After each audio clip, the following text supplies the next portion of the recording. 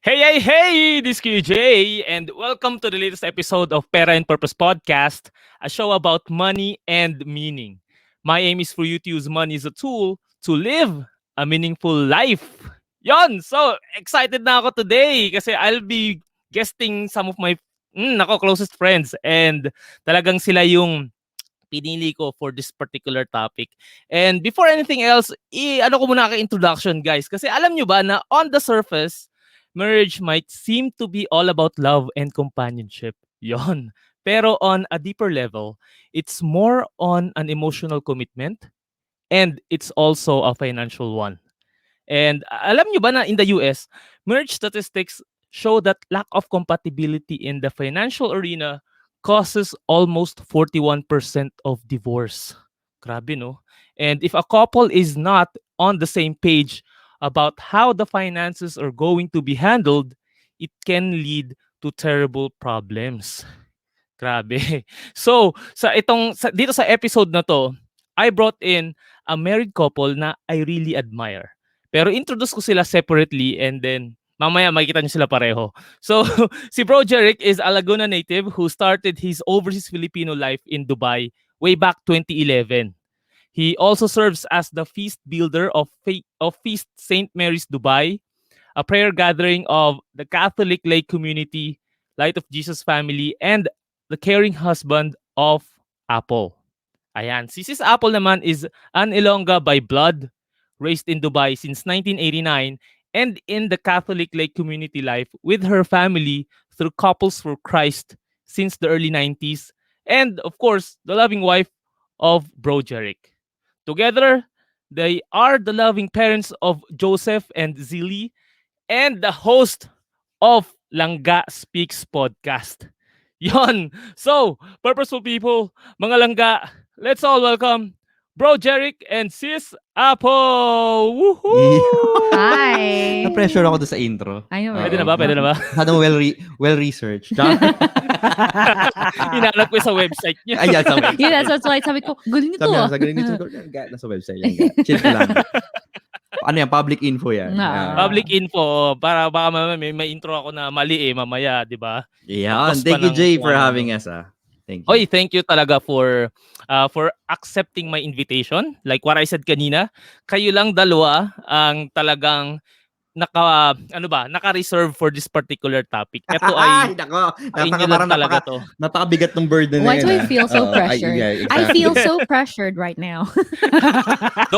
Don't be kasi alam niyo, I'm not sure if I've said this before sa inyo guys kasi naalala niyo nung umattend ako nung seminar ng The Feast, yung I Love Life. That was I think 3 years ago na ata yun. And I wanna thank you guys kasi kayo yung nag-inspire sa akin na naalala ko doon sa talk nyo na yon, na-mention nyo doon yung Feel Your Love Tank First. Single pa ako noon eh. And sabi ko, grabing galing tong dalawang to ah. Galing nila magsalita, mga lodi ko to. Pero ang yung seminar na yon ng I Love Life until now, nakatulong siya sa akin. And I wanna use this opportunity sa podcast na to say how grateful I am dahil nakilala ko kayo through that particular seminar and through our community na The Feast. Oh, yon. Praise So, Oh, thank that's you. amazing. Oo, sobra. And ito rin yung talagang way ko of at least telling my audience na meron akong marriage models na very few lang talaga. Yeah. So, kayo yung talagang nakikita ko na magandang i-model pagdating sa married life, and hopefully itong aking mga guests mga audience will also get to know more about you guys through your podcast. So after this guys if pagkatapos ng episode na to, go and visit their podcast kasi ang dami niyo matututunan doon about the married life and Catholic life as well. So yun, and thank you so much again. Yun lang. Tapos na Talagang Thanks. Tapos na. Thank you guys. Thank you so much for inviting us. Thank you We're for getting so us. thankful for Yeah. this It's opportunity. been an honor. Fair and purpose. So eto na. I always start my episode with a question, or I always begin this episode with a question, why? So mga langga, why is money an important subject in marriage? Ayan, sobrang seryoso na bigla, no? Ladies Bakit first, why? ladies first. I was gonna say because you're the pastor of this family. Pasahan nga. Sige na. Ako ba? Sige. It's important kasi though it's not the entirety of a marriage, it's important for you to take consideration of that because the lack of money, like what we all know, affects everything. Money is not everything, but the lack of it will affect most of the parts of a family life. 'Di ba? The emotions kasi will fade. Hindi na ako kasing patay na patay kay mukhang magalit. Lilinawin ko. Chill ka lang, Jay. Chill ka lang. Sige, Ibig chill lang sabihin ako. ko, may mga moments na hindi na patay sa akin si Apple. Sure. Because of certain, certain No, that's right, factors, that's right. stress, having kids, na-divide na yung attention. Mhm. And of course, ganun din sa mga basic needs natin. Kung wala yung money as part of the planning or as part of the consideration in having a family, it affects the rest of the component of a family life. Ay, that's me bilang padre de pamilya. Sa misis ko, di ko alam kasi naman nung kinasal kami, What's mine is mine, and then what's his became mine as well. So, Sabi ko na. di ba? So, kaya masaya ako. Okay lang. Yung pala yung No, but- deal doon, ano? That's right. But no, when it comes to money, it's not the most important thing in this world, nga, but it affects the important things in our life. So it's really important now. We have to consider it on its impact. Nga. true. Yun lang. Grabe. And yes, pati ako yun din yung iniisip ko, parang even sa Philippines, 'di ba, ang dami rin mga families na naghihiwalay. And lagi ko narinig pera yung pinag-aawayan nila, pero I always want to believe na yung pera is yung problem about money is just the byproduct of it, and I think it's more about yung mindset nila on how they deal with money. And mamaya pag-usapan natin how you deal with your financial differences. Pero ano muna tayo? Let's travel back in time. Mga Ayan, konting yan yung gusto ko konting rewind lang, 'di ba? Dito ako sumasablay sa mga travel back in time. Baka may Hirap pag-travel ngayon, may block. baka sa maling time zone ay baka maling panahon tayo May bumalik, no, bro? pandemic kasi, pandemic na Pandemic. apektuhan Pandemic, ang biyahe. ayan. Travel Oo. ban, right? May Oo. travel ban sa mga sulok-sulok ng buhay. So, etong during your pre-marriage, nagkaroon na ba kayo ng time na bago kayo ikasal, na-discuss na kayo about your financial, pwedeng financial problems or how you deal with money? Was it a big thing for you guys even nung nasa dating phase pa lang kayo? And when did you actually start discussing about money? First of all, that was my category. Sabi ko, kailangan mayaman yung mapangasawa ko. So, I was looking for a sugar mommy na, first and foremost. Just to be clear. So, nung na-meet ko siya, sabi ko, anong net worth mo? Wag natin pag-usapan yung self-worth mo. Hindi. Sige ka muna, Ga. Well, I think earning money at the time when I was still single kasi I really focused on earning money so that I could support my family here. Kahit na-mention mga na dito nga ako lumaki. But it didn't stop. It didn't become a reason for us na, we're abroad, wala nang problema sa pera. But no, if people think na for kids who grew up here, wala na silang iniisip na financial problems, that's not true. So I really strive to work hard para supportin din yung family ko. So I didn't really think of the other aspects, like for saving for myself or investing for myself. I wasn't really financially literate at the time. The only thing I thought was earn money, make sure I have a salary every month para maibigay ko sa family ko, ganon. Then when we met, because he had more experience or more exposure rather sa mga ganong klaseng information, when he was courting, he actually gave me a crash course on how to on how to invest, and what to do with my money and how to handle my money. And I was like, okay, this is a nice, interesting way on Clickbait. Clickbait. How to increase my net worth. But it helped then kasi we didn't really talk specifics in, okay, how much do you earn or how much do I earn, mga ganon. That came a little bit later. Pero how we handled money, these were things sa character niya that I saw while we were dating. Kung kunwari kuripot siya, Mhm. kuripot ba siya kasi ayaw niya mag-let go ng money, or is because he's saving because he knows that there's a greater purpose for that money, na Mhm. Mhm. he doesn't give into kung ano yung mga nararamdaman niya at the time. I saw how Ngayon kasi his nag-give in na ako. Oo. Kasi kasal na siya eh. Yan na. Kasal na ako. Ayan na. Oo. Mas Pero yumaman na ako. um money was not like the number one reason why we got together, but it was a Okay. magnifier of his character. It allowed me to see Mm. aspects of his character, how kind he was, how generous he was, how organized he was, ganon. So when we were dating, it slowly came. So even kahit magda-date kami, may arrangement kami, on certain dates siya yung magbabayad ng buo. Some Okay. dates hati kami, mga ganon. So parang there was a whole give and take kind of thing.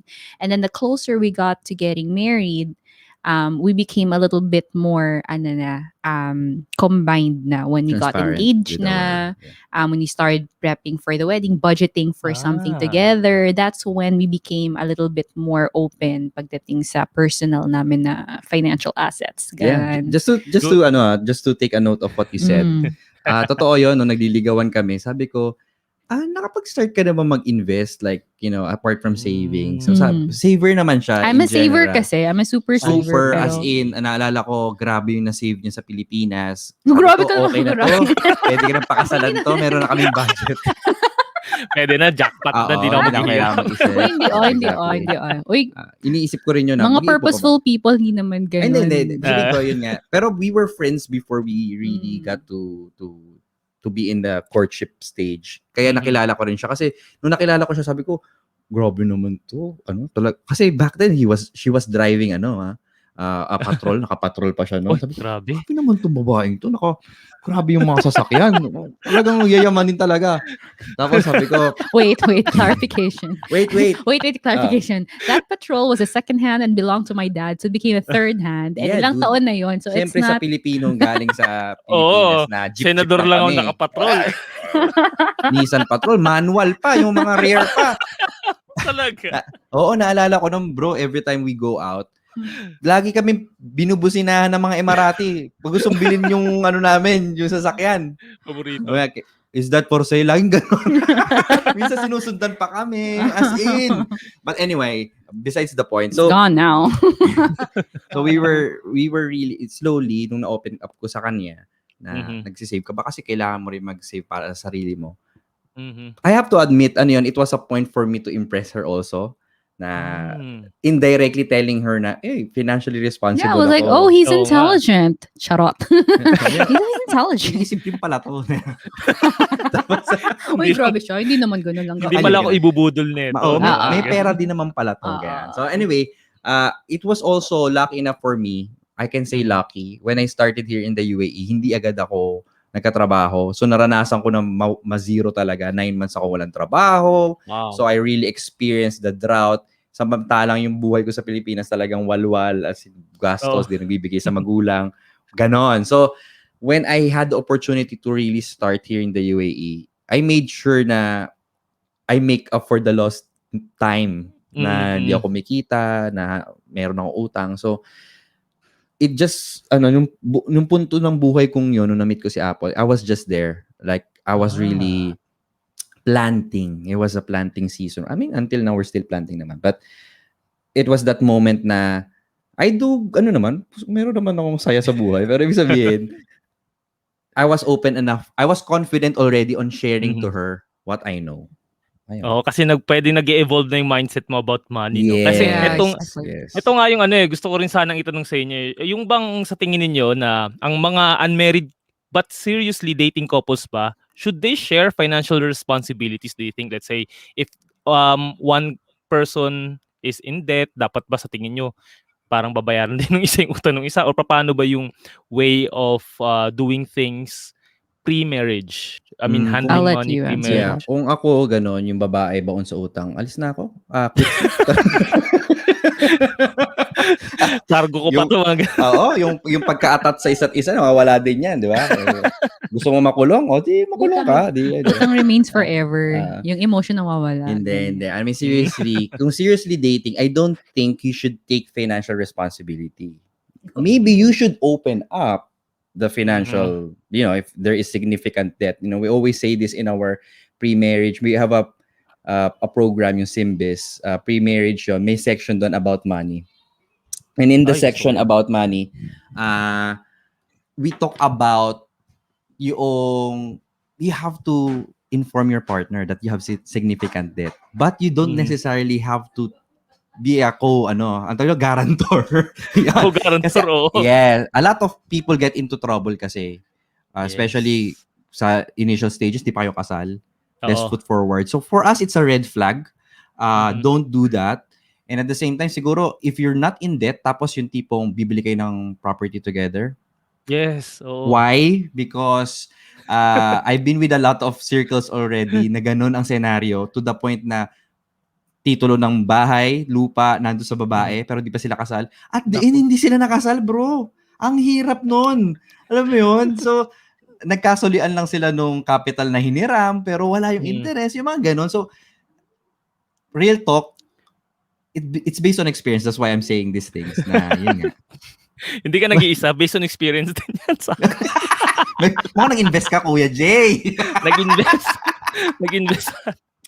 Lugi ang investment, bro. Oo. So, talagang alam ko rin kung ano yung feeling ng ganyan, nakakalungkot Tapos na, oo nga, imimik walang mo pa, 'di interest. ba? Oo, Oo, yung ba, imimik wala mo ka pa, ng interest dun sa tao, kailangan mo pa ring kausapin dahil may puntahan, oo. binabayaran kayo together.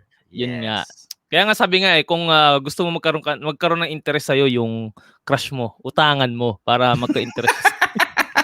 Horny. Mahirap yan mga kapuso. So my Oh, wife here so just stepped out sa mga na hindi nakakita na oo nga. nangyayari dito. Umiyak po yung aking bunso. So nag-step out lang siya saglit. Pero I'm Oo. willing to take her burden. Yun, Kasi kasal na kami. oo nga, Kasi kasal na ano na kami. sila, joint as one na sila ni Sis Apple. So, eto na rin yung tanong ko for both of you, no, na sa Yeah. tingin niyo ba na yung financial stability is mandatory or is it required for both unmarried couple na magbigyan ng check mark bago sila magpakasal? Mm. I don't think financial stability is the one for all for one requirement. But it's an Okay. important consideration. Mhm. You have to look for a partner that is willing to journey with you, even if Mhm. you are at your beginning stage pa lang. 'Di ba? Kasi Okay. mahirap Yes, din yes. naman na bro, I'm speaking from my old perspective because before I actually met Apple, sa totoo lang, mga langga or ano bang tawag sa mga nakikinig? Purposeful Sa mga people. Purposeful purposeful people, oo. people. Oo. Okay? Mga purposefulist. Before, I was on the mindset na dapat I have it figured everything out. Siguro mga Mm. 40s na ako maghahanap ng jowa since Grabe. si Big Soto naman, 'di ba? Oh, 'di ba? Oh. Sa list, Why- Little Miss 'Di ba? Philippines pa. 'Di ba? Oh, 'yun ang basis ko noon. So parang Okay. sa lalaki naman, hindi masyadong time bounded versus Oo nga, oo nga. women. So ganun dati na kailangan figure it out ko na, may bahay lupa, kotse na ako. Mhm. Tapos then it dawned on me, what if nandun ako sa point na yun, tapos mamahalin lang ako ng tao na yun because Oo nga. seemingly figured it all out already. Right? I would rather love Hmm. someone who's willing to accept me for who I am at my current on progress stage and then I will Mhm. journey with her. And vice versa din, di ba? Hindi naman din ako maghahanap Yes. ng established na babae na, which is okay din naman. Sugar Mas mommy mabilis. yung hinahanap Ito na po, niya. nagbabalik na po. Okay na po. Bumalik na si Apple. Bumalik na po. So Langga, ikaw, do you think financial stability is a ano man Requirement tanong mo? bago Requirement. oo, Ayun, requirement kasi bago tanong requirement magpakasal, ba yan oo. bago magpakasal? Sometimes kasi, like, I know stories of friends na just before they got married, dun pa nawala ng trabaho, dun pa nagkaroon ng problema sa Yes. family. Is that a reason for you to stop the wedding, to hold it off? Maybe it depende siya sa case by case. I don't think financial stability is the number one reason, although it's an important reason. But I think more of the emotional, the mental, in yung the capacity to be able to handle the Yeah. commitment of marriage is more important than rather than financial stability, Oo. because that will be yung financial stability can be ano pa pwede pang mas madali pa siyang ayusin kaysa sa emotional stability, Yes.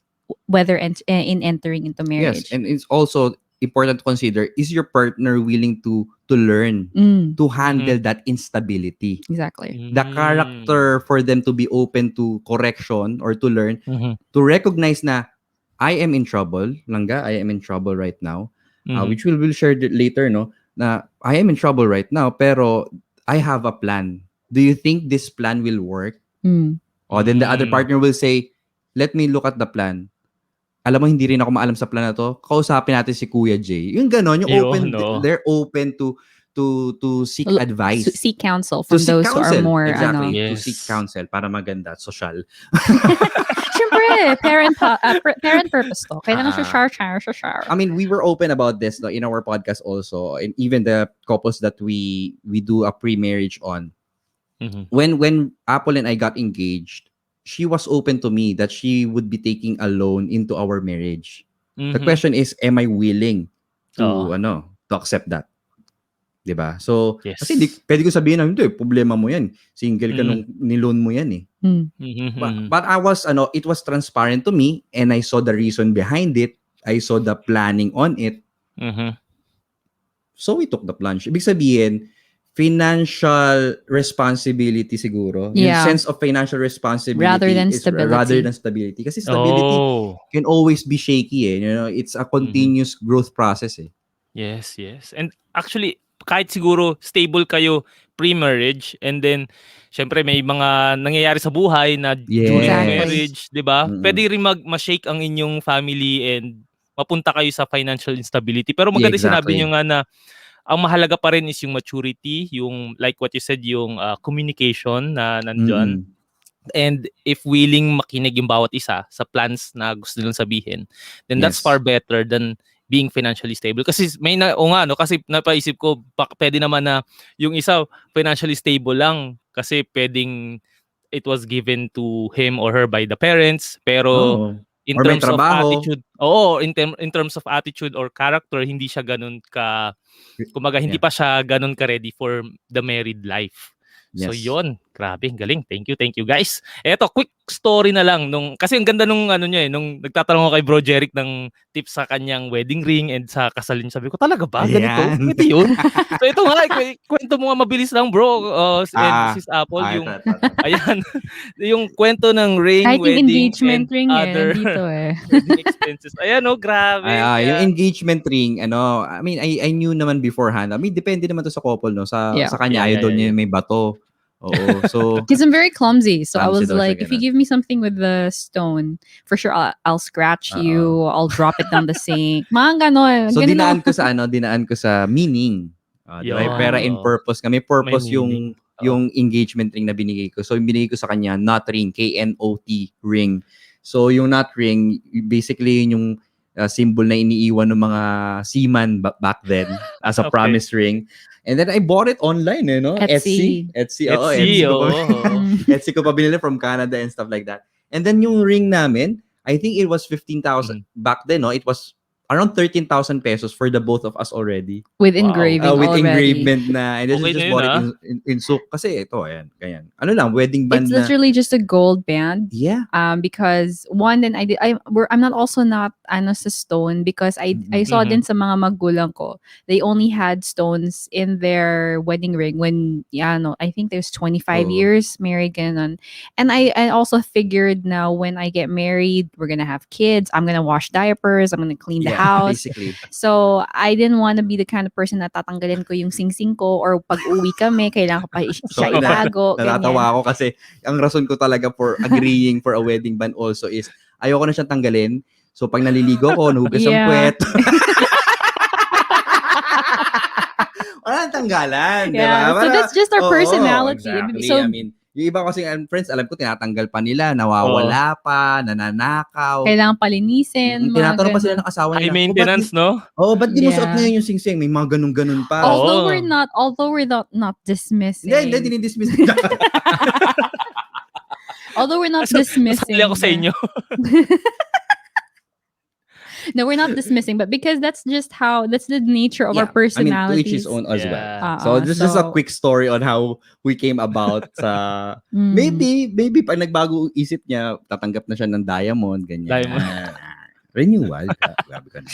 Oo, Just sa give it to renewal me. pwede yun. Yeah, just add the value in my Cash na bank lang account. daw, cash. Cash na lang. And Cash mo na lang, eh. yung wedding ninyo was so, ano ba, ano bang word doon? Yung talagang Was so solemn na raw. raw na, I mean, sa St. Mary's and talagang yung family members lang yun nandun. Like, Yeah. sabi ko, pwede pala talaga yung ganitong setup eh. And Actually, it was reception quite. is It was park. quite. It was because we are both part of the community, and we have a lot of family and friends.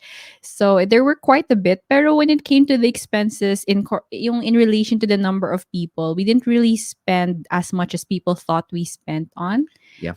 We cut down on expenses that we realized na people wouldn't really remember later on. Yeah, and also it's a matter of priority. Our priority back then was to save as much money as we can sa mga magbibigay sa aming regalo. We want to be able to put it into an education fund kasi we got some units noon in the States. For a theology course.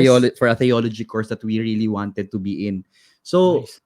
as much as possible, we really had to prioritize, and may mga heartaches talaga. Yung katulad ko, gusto ko talaga maganda yung video namin. Maganda naman yung Pero video sa kanya, natin. maganda naman. Pero ibig sabihin sa kanya, hindi siya super priority. So we had to cut costs on those parts. Ano pa ba yung mga giveaway? So sabi ko dapat wag na natin paramihin yung mga magnet nila. So ensaymada, yung mga nakapagdaon pa yung mga tao the next day kasi Sunday yung kasal namin. So yung mga pumasok sa opisina, may mga baon sila for the week.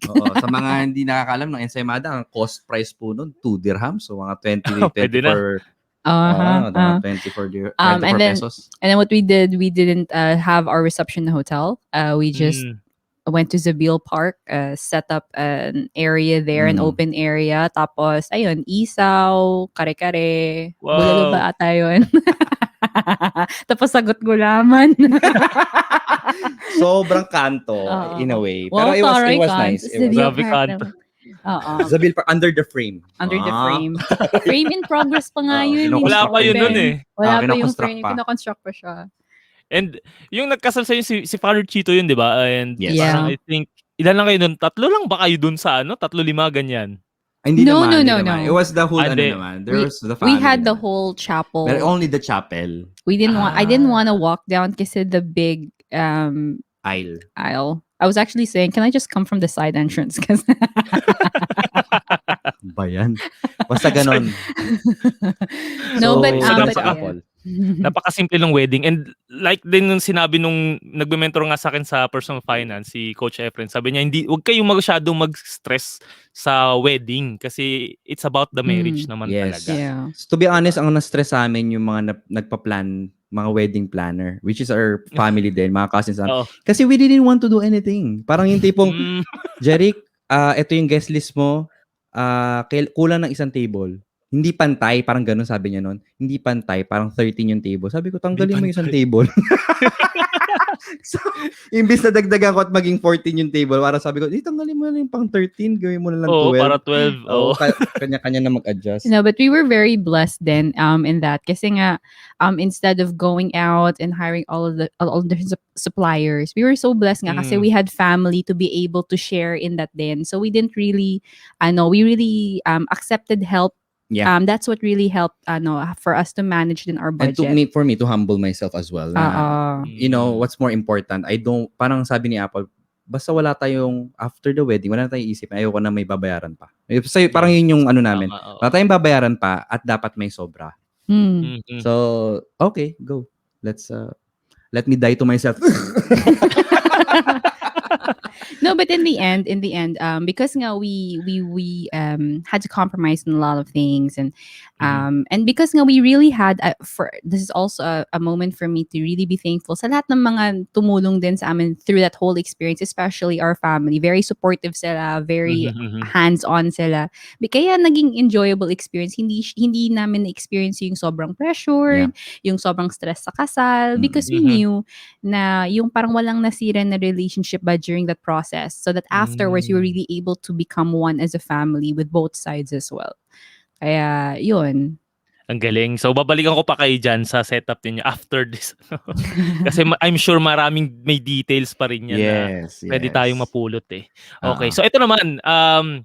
Now that you guys are married and we all know that bawat isa sa inyo were born and raised differently from different That's families and true. different mindsets, different Mm-mm. characters. So, ganun din sa pera, right? And you mentioned kanina na si Sis Apple yung saver. And talaga ba spender si Bro Jeric? Parang so Parang ganun yung ngayon ano. lang, dahil sa Parang ngayon lang. podcast. Umuwas kayo sa podcast. Charot. So ito, paano niyo hinahandle yung differences ninyo when it comes to money? Dinadaan namin sa mata. Tumitingin lang ako sa kanya. Alam na niya Ako dinada ayoko. ko sa prayers para ma-convince siya at ma-change yung heart niya na i-approve yung mga gusto kong bilhin. Anyway, when we started 2016, we had our pre-marriage na parang Mhm. the Simbis nga, we had it. And then sa profiling nun, pareho kaming saver. Pareho Oh. kaming saver. Kasi may profiling dun eh. Saver ka ba or spender? Tapos, meron din dun yung financial fear. One of the financial fears that yung sa kanya, Kanya. yung sa kanya, lack of security yung fear niya. So, not having enough for the future. Tapos yung financial fear ko naman, not realizing dreams. So, magkaiba kami ng fear. Parang sa akin naman, baka hindi ko na magawa yung mga mabili or magawa yung gusto ko. So, we were quite aware of that when we entered our marriage. Tapos, I Mhm. was living on a budget religiously on that time, Mhm. until now naman. But not as religious now. Sure. Tapos si Sure. Apple, nakalagay sa kanya, willing to start a budget pero hindi pa siya nakakapag-stick dun sa plan niya. Yeah. So, ganon, we were financially aware of what we're getting into. And of course, sabi mo nga, changes happen in the family life. But right now, I still think naman na saver pa rin ako. I mean, I think Jeric inside has... joke lang naman namin yung ano. Sure. No, but I think yung maganda kay Jeric, even though saver siya, but he went a step above that. Not just Mhm. saver, pero investor din. Like, it's not just keeping it stagnant. Yeah, Ganon. basically, hindi lang ako naging saver. I was willing to spend on what is truly important to me. Exactly. Mm. So, yun naman yung ano ko sa kanya. Kasi siya, save lang talaga siya ng save. To the point na talagang, Wala. di ka masaya, girl? So, Siya ako naman nag-introduce sa ako, kanya na, you also deserve to have some happy, to splurge on something. So, Oo. kunyari sa pagkain, order ka kung anong gusto mo. Pagkain naman yan eh. Pero basta sa amin, sa aming mag-asawa, inuuna namin yung dapat unahin. Unahin We niya. save, we invest, and then the rest. So, I think that worked well. And also, we were in agreement that our finances will become one One. when Yan. we do get married. Yeah, that's right. Sorry. Napakinggan niyo yung anak ko Napakinggan yun. daw. Oo. 1 year is over there. Okay lang yun. Oo. Tulog na si Pero Jeff. yeah, that was something we really agreed on. Na whether I was earning or whether he was earning when we got after the wedding day, wala nang boundaries yung finance namin. So we worked out of one wallet. Yeah. Ganun na yun. Yun. Sa budgeting, we were helping one another. Mhm. Nag-start lang kami mag-share ng budget nung engagement namin, Mm-mm. which is very short, 4 months. Kaya I Wow. was willing to tell her how much I was earning. Tama ba? Yeah. Alam mo na yung sweldo ko nun. Okay.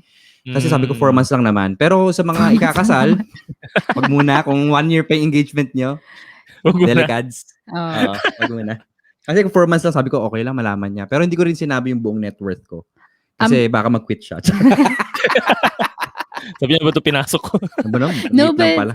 but wait, going back to the that phase, yung pre-marriage phase, what we didn't know kasi when we got into the relationship, we really focused na this is gonna be the person I'm gonna marry or not. So when we became an official couple, we actually started saving for the wedding by Separately. ourselves na hindi namin sinasabi sa isa't Yeah. isa, which was really weird Mm. because I didn't tell him, he didn't tell me. 2 years later, we were able to get the compiled, like parang, Nag-save na pala ako sa wedding natin kasi Oo. inassume ko in this time frame Meron, ako na yung ibig sabihin magpo-propose na ako. Tapos sabi niya, talaga kasi nagsisave din ako kasi ina-assume ko na ikaw na yung magpo-propose papangasawa ka. ko. Ayan, no? Oo. So that's why we were able to have such a short engagement because we didn't use our engagement period as a saving period. Exactly. So Literally those 4 months were just to handle papers, were to handle Yeah. like all of the other details, and then pay, boom, we got married in 4 months, 4 or 5 months, mga ganun.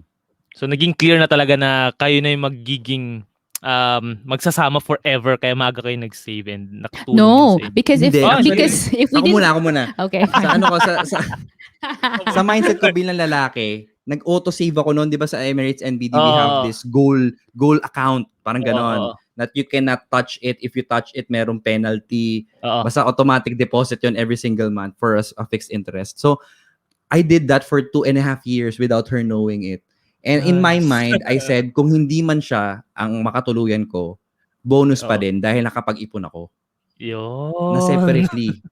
Sabi ko, kung hindi ako sasagutin ito, itong perang to, kawalwal ko to. Which hindi naman ganun kalaki. Pero ibig sabihin, at least, that was my mindset. How about you? Why were you saving? Shockingly, yeah, we had the same mindset. I was like, okay, if he's not the guy I'm gonna marry, then at least I'll still have money. Pinadala niya sa Pinas yung kanya naman. Yeah, I sent my money home, so I really wouldn't touch it. So, and later on, mga purposeful people, no? Purposeful people. Later on, that money that she was sending back home did not end up as our wedding fund, but rather it became a seed money for the apartment we have right now. Nice. Amazing, di ba? So how it works. So kasi nandun na yung pera eh. There's no point na padala niya dito. Talo sa so sabi ko, kung ano na lang yung naipon ko, yun lang ang budget natin.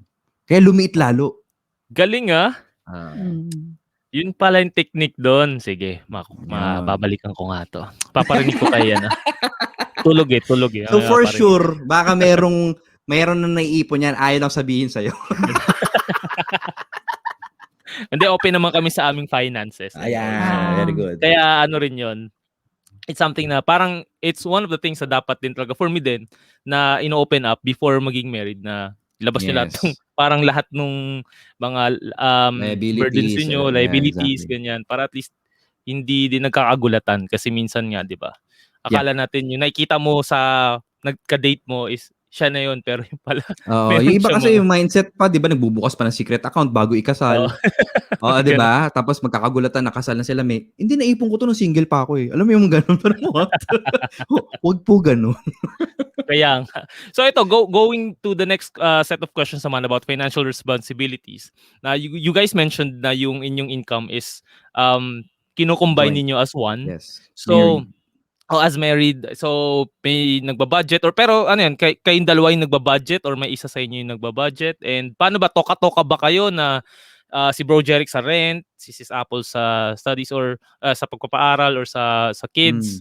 Or paano siya? Talaga bang pinagko-combine nyo na lang and then literally we budget as if it's one fund. It doesn't come from here, it doesn't come from there. It's literally like the whole sum of our salary back, that's for the month, and then we distribute it so that by the time our salaries come in for the month, alam na namin kung saan pupunta yung pera. Sa 15 pa lang, katulad ngayon, may budget na ako for August. Set na yon. But it will adjust based on this previous month's expense also. Kasi di ba nagbabago na may. So hindi pare-pareho yung budget namin every month. But we have percentages. We have percentages that are fixed. Like for example, for us, we believe in solid tithing. So whoever salary comes first, because we consider the whole of our married context lang din, magkaiba kasi yung salary payday namin. Pay date namin. So depending on the payment of a bill or whatever, that goes first. But it's really just one fund for us. For example, si Apple, siya yung nauna sumisweldo, parang 24 siya or 23. So sa kanya manggagaling yung tithe. Kasi first fruit yan. Tsaka yung mga bill. Kasi minsan, di ba yung dewa, hindi naman siya end of the month. So, siya na yun. Kumbaga, sa kanyang fund yun. Pero, we have one Google Sheet that is linked that we can have access to. I just update it and then she basically signs it off na, okay, sige, okay yan. Signs it off. Approve. Approve. Approve na yan. Financial, ikaw yung financial officer sa inyo. Dati kasi, we have money dates. Nung single pa kami, nung wala pa kaming anak. Pero ngayon mahirap kasi. So, in real time namin ginagawa.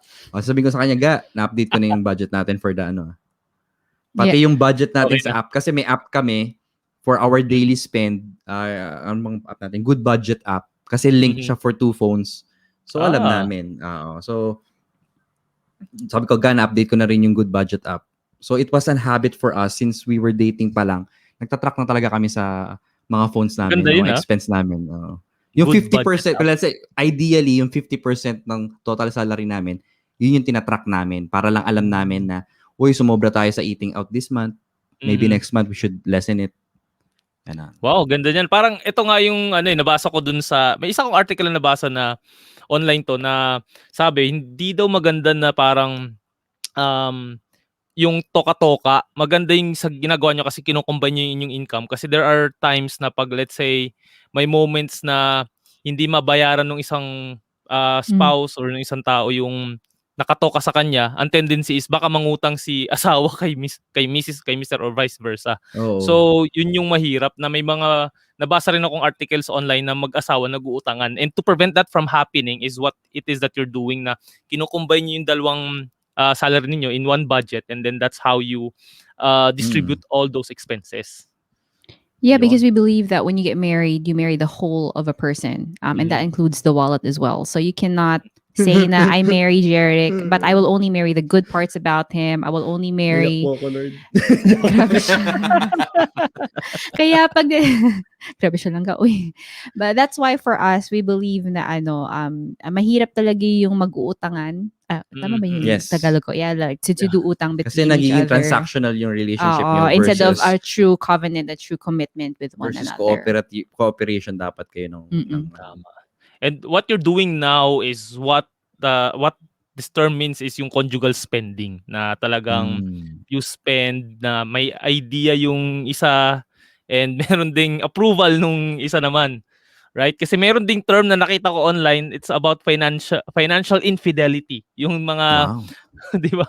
Yung mga bumibili. May mga ganyan din ako minsan, marang natatempt ako na hindi So, sabihin sa kanya. Yun nga, paano, since ikaw bro yung mas parang, sabi mo, mas bumibili ka ngayon siguro because of the podcast and all para that stuff. sa amin, quote on quote. Para sa inyo. Para sa amin, para sa atin naman to eh. Yan ba yung secret na? Para sa atin, pero Para yung sa atin. pero yung T is spelled with a K. Kaya... Para sa akin. Dadaan ko lang sa kanya, makaka-benefit sa'yo to. No, I mean, for us, yes, there is that temptation. Tsaka disclaimer lang, din, hindi naman kami yung tipong super inflexible. Exactly. So, nag-usap kami na pagka ang purchase beyond 500, pag-usapan natin. Pero ayoko yung magpapaalam kasi recent dati, or minsan nakakalimutan pa rin ni Apple, nagpapaalam pa siya yung tipong, bibili ako ng ng Japanese soy sauce. Mga ganun, sabi ko, ano naman, so kung bibili ka, wala, sinasabi ko nun sa'yo, hindi mo na kailangan pagpaalam sa akin. Magkano lang yun? 25 dirhams. So, we still remind one another. And then, siya rin, nire-remind niya ako na, di ba nag-usap tayo na pag beyond 500, pag-usapan natin. Sabi ko, kaya nga, kaso, tinig to 200 ko naman every month yung naka-installment. So, hindi talaga siya 500. To 200 siya. Per month nga lang. Per month nga lang. Yeah, So, per month. Ayun, Iba talaga. Infidelities can be avoided kung may communication. Yeah. Yes. So, Infidelity of all kind. Infidelity of all kind. Kasi pag maliit lang, di mo tinreat, doon na. It's all about open communication and trust at the same time. It's a balance between the two. So, I always tell Apple. Sabi ni Apple, sino na makausap mo sa Dubise? Baka i-block ka na naman. Sabi ko, nagano lang. Tinitingnan ko lang yung thrill ng pagtawad. Yung mga tamang way to negotiate. Tinetesting lang. Right. It's a skill that you have to learn din. So itong isa rin ng mga common na pwedeng maging issue sa marriage is yung power play na tinatawag. And pwede ito mangyari if one of the two is earning better than the other. Kasi nga syempre, di ba? The one who is usually kung sino yung mas malaki kinikita, sila yung in charge of the household, of the finances and all. So paano nyo sa tingin mapiprevent itong power play in marriage when one is earning higher than the other? And Mm. well, ito pa, cultural thing din sa, I think, sa Filipinos na Yeah. dapat, di ba, lalaki yung mas malaki sinusweldo. Ganun ba talaga dapat? Or how do you shift that particular mindset? Sa akin kasi, I grew up in a family na si mama, she had to give up yung government job niya. Mm. Parang just to be with us as a housewife, tapos si tatay ko lang yung nagtatrabaho. So in a way, I totally relate to what you were saying na kasi cultural thing na, hindi, dapat yung lalaki or yung lalaki mas mataas. But for Apple, to be honest with you, for the record, si Apple yung mas mataas ng sweldo sa aming dalawa. But I remember her asking me, what do I feel nung nalaman ko? Parang engaged na nga tayo nun, no? Yeah. Nalaman ko, what do you feel? Parang tinanong niya lang ako out of the blue na, what do you feel na ito yung Sabi ko, wala. I think it has something to do with ourselves. You know, the insecurities that we have within us. You have to settle it even before you get married without knowing kung magkano yung kinikita ng spouse mo. Diba? You have to be totally secure about yourself na hindi dapat defined ng net worth ng isang tao yung kanyang kahalagahan sa buhay mo. Are you marrying her? Kasi nga, di ba, sa vow nga sa kasal, for richer or for poorer, di ba? Paano kung mauna yung for poorer? Di ba, for poorer or for richer, which is our case before when we started. So, dapat, secured kayo sa bawat isa already that you're loving them beyond the net worth. That's for me. For you, Apple, kung mas mataas sana yung sweldo ko, ganun. What do you think? I grew up naman kasi here that my dad was the only one earning for our family, and my mom was really hands on sa amin kasi 5 kami magkakapatid.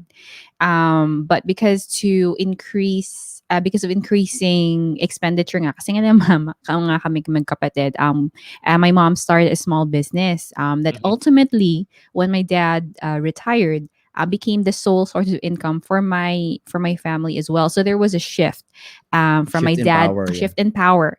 In other relationships siguro that would have become a power play na, uy, back in the day, ikaw yung nag-earn, ngayon ako yung nag-earn, ako na yung may say sa family na to. It could have easily become like that. But because I was raised in an environment where a marriage should not be a power play, but rather a teamwork between the couple to be able to build the family together. Kaya that's what I decided na sabi ko, okay, this is what I'm gonna bring into our marriage as well. I cannot let something as, oh, I'm earning more or I'm earning less become a standard of how I should love my spouse. Yeah. Because that should not become the ultimate reason why I chose to marry that person, diba? So because we also decided na money should not be the one to direct how we live out the values we want to raise in our family, kaya naging that became a really solid boundary to make sure that power play does not enter into our relationship. Wow. So malaking factor yung families din natin kasi sila talaga naging role model, ano? Yes. Galing. And So, kailangan maintindihan. So, it's also important in pre-marriage, even in our assessments, meron yun na ini-indicate na who's the one budgeting sa bahay nyo. Who's the one bringing the income, who's the bringing family, the income, who would want to stay with the children. So, dapat alam niyo yun bago kayo ikasal para at Ganda least yun, that communication, that Hindi kayo discussion is magkakagulutan. open. Oo So we nga, had kasi that discussion. maganda yan and yun, nasabi rin sa akin ni Bro Jeric yan, yung simsis ba yun? Saving your marriage before it starts. Ayun, yan. Definitely mag-enroll din kami dyan. And I think... free ka na nga Kuya Jay. Free na ako. Yun. Magre-refer na lang din ako. Magre-refer ka na lang. Of course. Kasi nga, I also believe na communication is the key dito Yes. sa mga ganitong bagay.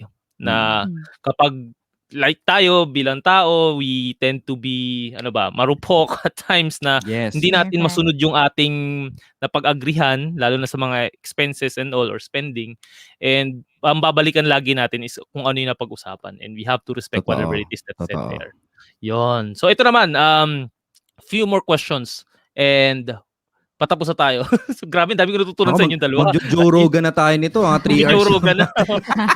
Eto, it's about having children naman kasi nga, of course, you guys have 2 kids na already. Yes. And sa tingin nyo ba na yung married couple should delay having children if they are in debt or not yet financially ready to have kids? Kasi of course, ayaw din natin maging burden sa ating mga kids in the future, right? Pero is Yeah. it something that has to be delayed if hindi pa talaga financially ready?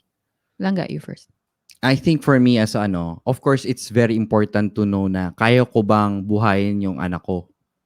'Di ba? Kasi nung dumating si Joseph, may isang parang na-realize ko na grabe 'to. Hindi siya kakain kung di ko siya papakainin. Hindi Mm. tulad ni Apple na kahit di ko pakainin, marunong magluto, Oh, magtatrabaho para may kainin. Alam mo 'yon? So, you would basically go into a journey where one person will totally, in his entirety, depend on you. So tama mm. din naman na i-consider yung kaya nyo ba ang buhayin? Kung kayong dalawa pa lang hindi nyo kaya, 'di ba? Why consider? But for me, dapat both kayo open sa life, Mhm. but with a responsibility also. Mm. Hindi lang yung dahil masarap gawin or Mm. dahil pressured kayo sa mga magulang nyo na ano na, nasaan na yung Yeah. apo? At the end of the day, hindi naman sila yung magpapakalaki sa anak nyo eh.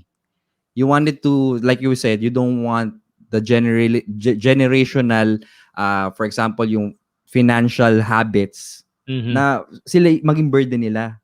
So, for me, hindi naman talaga totally magiging financially stable kayo as you go in your journey. But Right. at least to be in a point where both of you are ready to take on an additional responsibility, which is actually having someone besides the two of Mhm. you. Yes to everything you said, but also because financially ready is also very relative. Yes. Sometimes Mm. kasi we have an assumption of how a family life should be, of what we think our kids need. So we think that, oh, I can't have kids yet until I reach a certain Level financial or status. certain net worth. But sometimes in our effort to try and reach that particular goal, we forget na minsan, we're just putting all of our sights on that goal. We forget to look inside. Ayoko pa magkaanak kasi I don't want to give up my freedom. I don't want to Mhm. give up my independence. I don't want to Yes. have to give up yung I don't want to wake up in the middle of the night to take care of a crying baby, that kind of thing. So Mhm. it's not always the financially ready, or that should be the major factor on delaying to Yeah, have it's one of children. it. But Pero merong major. the major reason why a married couple should consider delaying or having kids Having, is if you know about all of these factors din. Kasi minsan sa sobrang delay natin, Pag ready na. pag ready na, who will ever say that you're ready? Just like Jeric, he thought he would be ready to have a spouse when he's 40 because he thought that Mhm. will tick off all of the boxes that he thought was right. But in the end, correct me if I'm wrong, I don't think he regrets his decision getting married earlier and having kids On earlier, that right? note, may God be praised. So yun. There are a lot of couples that we know that Started they with less. they started with less, but Mhm. they're happier more than couples who have all the money in the world but they're struggling to have children because they waited too long. Yeah. So there Yun. is that then. Kaya dapat talaga alamin nyo rin kung, yun nga, ang ganda rin sinabi mo, no, si Sapol, na it is relative to each and every one Oh, of yung us. financial stability, depende naman eh. Baka iba, 1,000 dirhams per month, stable na yun. Exactly. Some Mm, Di people ba? 100,000 a month already, and that's still not enough. Yeah, not enough. exactly. Yeah. So, not Yeah. enough pa din. Galing. Now ito, what about sa in-laws? Paano, meron bang, lagi, di ba nagiging issue lagi Part ito 2 na sa to, mga, part 2, part 2. Part two, part part na, two. oh, Can you Ayun just i-cut na, na. cut it right here? Just cut mo na, cut mo na. I-skip ko na lang to. No, please. What about So ito, in-laws? Do they have a say oh, in do your... they have any say in your financial decisions? Or do you think, like, kahit hindi sa inyo, but ano yung perception or opinion nyo about this? Kasi nga, di ba, nagkakaroon sila ng parang authority in some of the decisions of a couple, of a married couple. One of the best advices that we actually heard was when we were preparing for our marriage. Anything that your in-laws would say or your parents in general, don't dismiss it. Minsan kasi out of concern lang, di ba? Oh, dapat Mhm. huwag kayo sumobra sa budget. Dapat yung budget nyo dito, ganito lang. So we Mhm. always say, Ma, Pa, pag-usapan po namin. Ganito, Ma, Pa, thank you po. Pag-usapan po namin. It's not a yes, it's not a no. No. But you do recognize their concern. So, ganun lang. Pati sa guest list. Nay, tay, pag-usapan po namin. Hanggang sa ikasal, wala dun yung tao gusto nila makasama sa guest list. So, in our financial decisions, we always believe on live and cleave. Mhm. So, whatever we decide as a couple, dapat we own it. They should, I mean, for us personally, we Mhm. don't allow them to have a say on our financial uh, decisions. Luckily enough, wala rin naman sila. I mean, both our sides naman. Mm.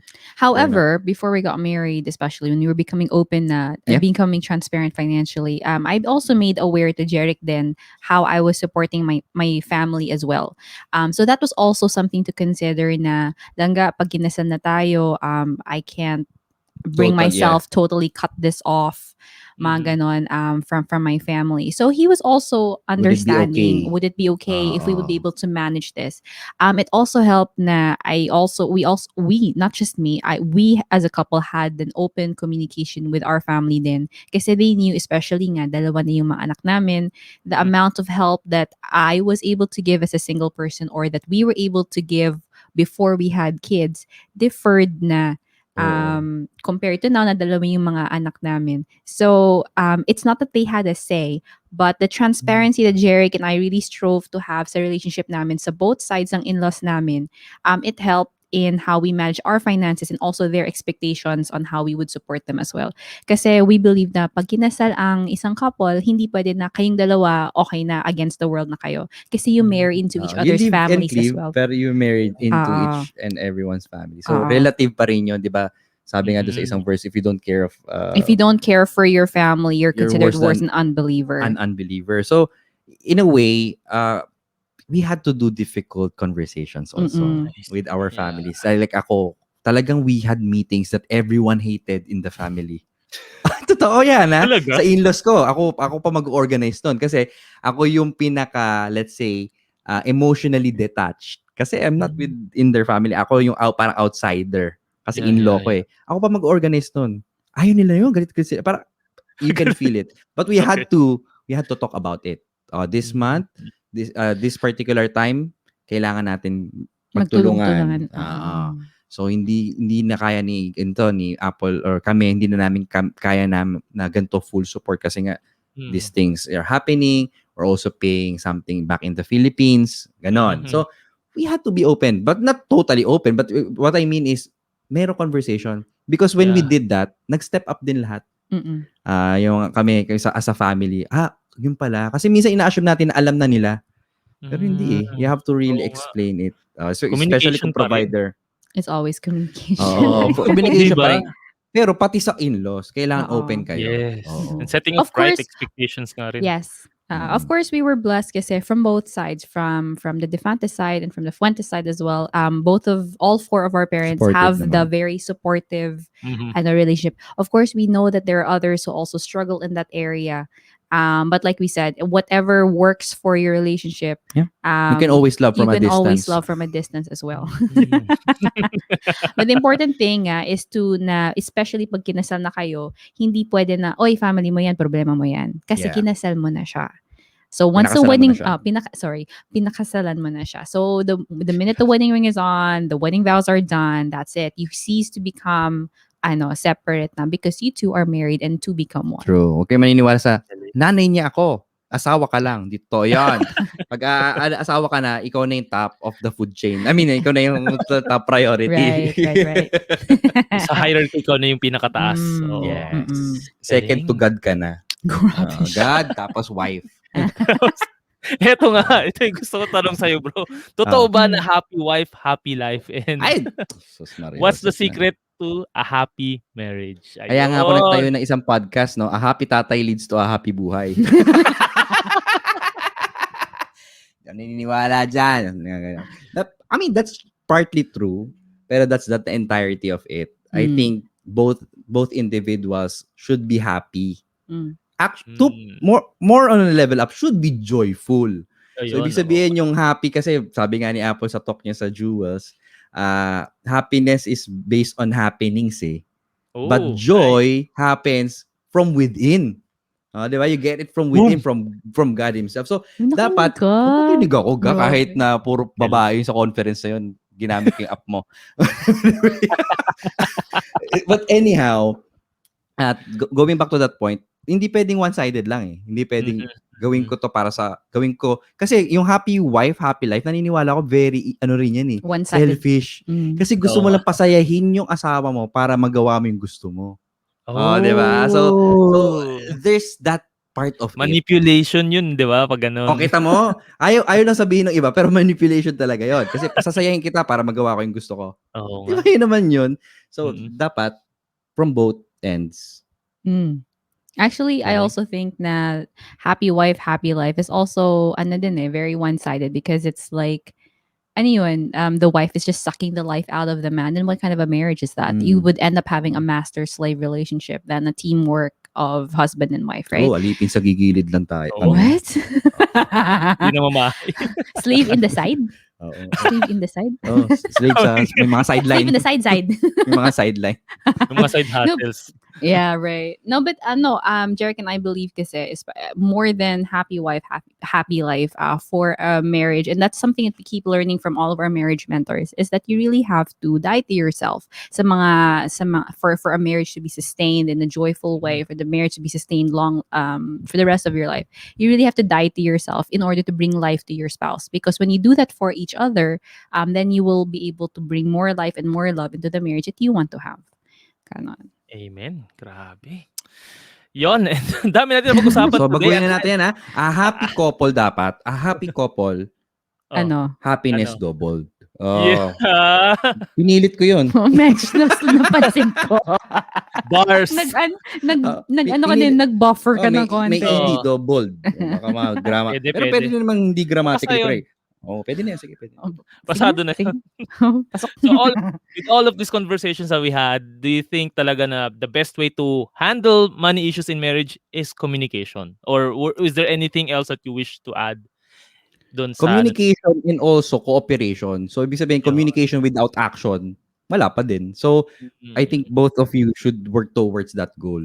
Communication plus cooperation na both of you will need to act on a certain thing that you talked about. Oh yes, everything he said. Yeah. And with your spirit. Sorry. I missed my cue. And with your spirit.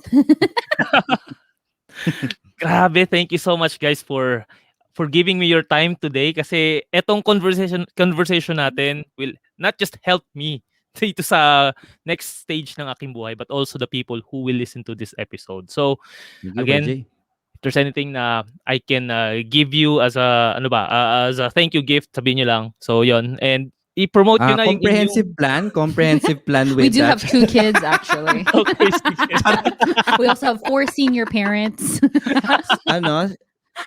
Yung mga ano ba yun? Axie Infinity shares mo pa scholar.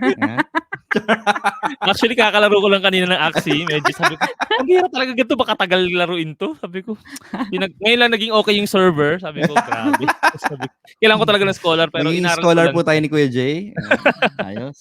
Sige, pag-uusapan natin yan. Meron tayong mga kausap na. Sineryoso yun. Pero yes, may mga kausap tayo in terms of that particular subject. Parating po yan, mga parating na topic ni Kuya Jay. Mga ka-Axie. So, mga langga, saan ba namin kayo makikita, or saan ba namin makikita ang inyong mga content or mapapakinggan ang inyong mga pinag-uusapan sa inyong podcast, which is Grabe, Langga. So, parang maikli lang yung usapan namin, pero naka-1 oras na kami.